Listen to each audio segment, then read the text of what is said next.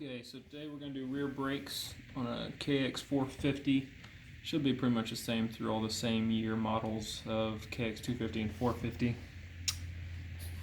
First, we're only going to need a few tools. Small flathead, large flathead, and a 5mm hex. We're going to go ahead and spread our pads. I already went ahead and did this just because it's a little harder to do than on with one hand. So what you want to do, you want to spread these.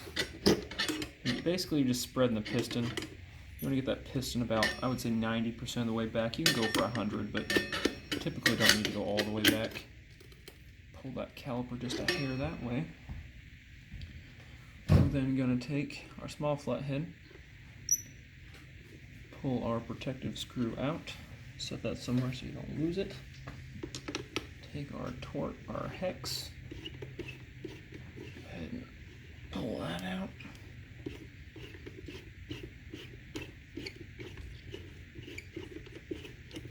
This might be a little tough to wiggle out.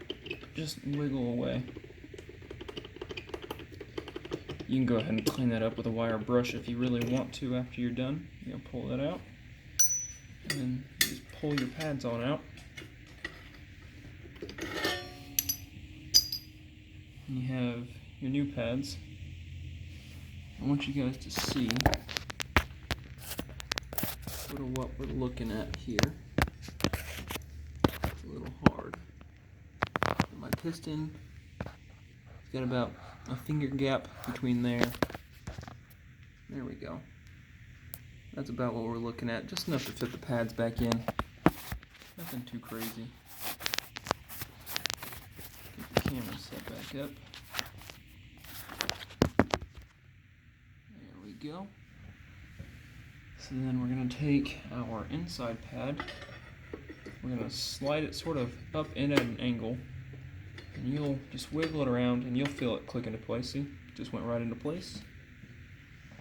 Take our outboard pad, slide it in until it sort of clicks into place. Take our pin, wiggle that back through. Now don't cross thread this, just go real easy. And it started, so then we can just spin her on down.